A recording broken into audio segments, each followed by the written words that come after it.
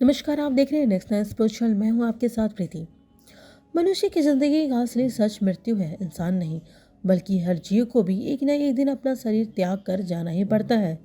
कहते हैं कि जब मृत्यु आती है तो मरने वाले व्यक्ति को पहले उस मृत्यु का संकेत मिल जाता है। मनुष्य उन संकेतों को सही से समझ नहीं पाते और अनजान बने रह रहे हैं। आज भले ही विज्ञान को बहुत उन्नति कर ली है, लेकिन बड़े बड़े विज्ञानी भी मौत के रहस्य को नहीं समझ पाए हैं।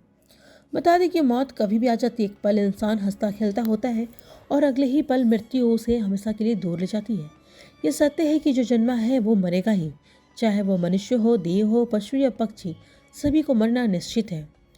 ग्रह और नक्षत्रों को भी आयु निर्धारित है, हमारे सूर्य की भी। इसे ही जन्म चक्र कहते हैं।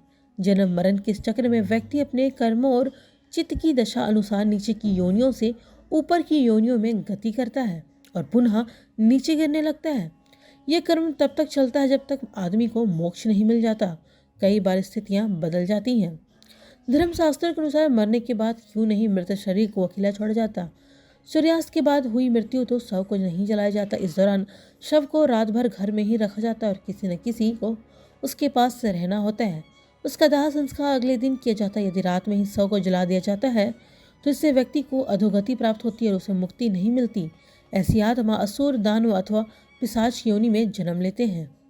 यदि किसी व्यक्ति की मृत्यु पंचक काल में हुई तो पंचक काल में शव को नहीं जलाया जाता। जब तक पंचक काल समाप्त नहीं हो जाता तब तक शव को घर में ही रखा जाता है और किसी न किसी को शव के पास रहना होता है।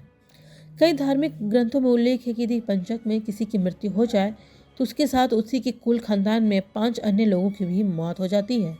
इसी डर के कारण पंचक काल में खत्म होने के इंतजार करते हैं, परंतु इसका समाधान भी है। मृतक के साथ आटे, बेसन या कुश से बने 5 पुतले अर्थी पर रखकर इन 5 को भी शव की तरह पूर्ण विधि विधान से अंतिम संस्कार करे तो ऐसा करने से पंचक दोष समाप्त हो जाता है।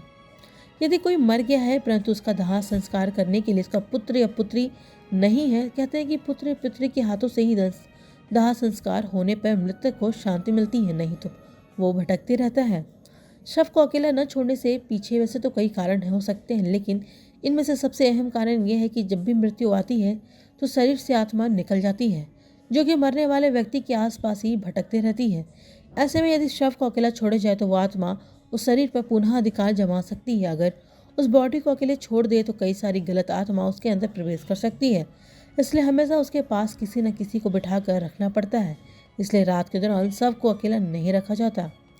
महाभारत काल में खुद भीष्म पितामह ने अधोगति से बचने के लिए सूर्य के उत्तरायण होने का इंतजार किया था। उत्तरायण में प्रकृति और चेतना की गति ऊपर की ओर होने लगती है। पुराणों के अनुसार व्यक्ति की आत्मा प्रारंभ में अधोगति होकर पेड़ पौधे, कीट पतंगे, पशु पक्षी योनियों में विचरण कर ऊपर उठती है और अंत में वो मनुष्य वर्ग में प्रवेश करती है। मनुष्य अपने प्रयासों में देव या दैत्य वर्ग में स्थान प्राप्त कर लेता है।